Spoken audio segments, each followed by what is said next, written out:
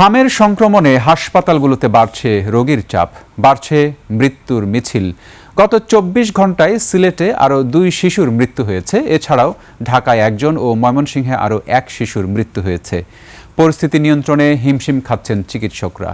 টিকার ঘাটতি ও অসচেতনতার কারণে বাড়ছে মৃত্যু, জানালেন চিকিৎসকরা।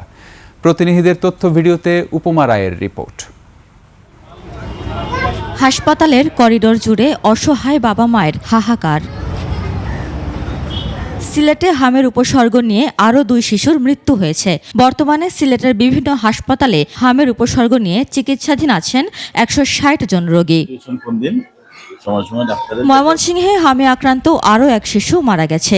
এছাড়াও গত ২৪ ঘন্টায় আরও ২৮ শিশু নতুন করে হামে আক্রান্ত হয়ে ময়মনসিংহ মেডিকেল কলেজ হাসপাতালে ভর্তি হয়েছেন। কক্সবাজারে হামের প্রাদুর্ভাব ভয়াবহ রূপ নিয়েছে। প্রতিদিন হামে আক্রান্ত শিশুর সংখ্যা উদ্বেগজনক হারে বাড়ছে। চলতি বছরের এপ্রিল পর্যন্ত হামের উপসর্গে ৯ জনের মৃত্যু হয়েছে। গাজীপুরে হামের সংক্রমণ নিয়ে শহীদ তাজউদ্দিন আহমেদ মেডিকেল কলেজ হাসপাতালে গত ২৪ ঘন্টায় ১৯ শিশু ভর্তি হয়েছে।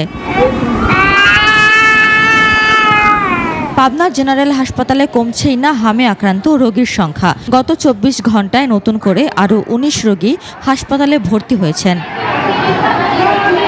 খুলনা বিভাগে গত ২৪ ঘন্টায় হামের উপসর্গ নিয়ে নতুন করে ৯৪ শিশুকে হাসপাতালে ভর্তি করা হয়েছে। খুলনা অঞ্চলে হাম সংক্রমণ কিছুটা স্থিতিশীল।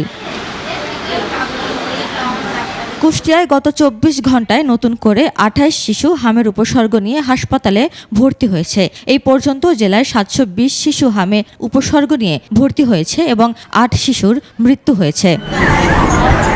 এদিকে রাজশাহীতে ২৪ ঘন্টায় নতুন আক্রান্ত হয়েছে ২২ জন। এই বিভাগে হামে মৃত্যু হয়েছে ৫৩ জনের।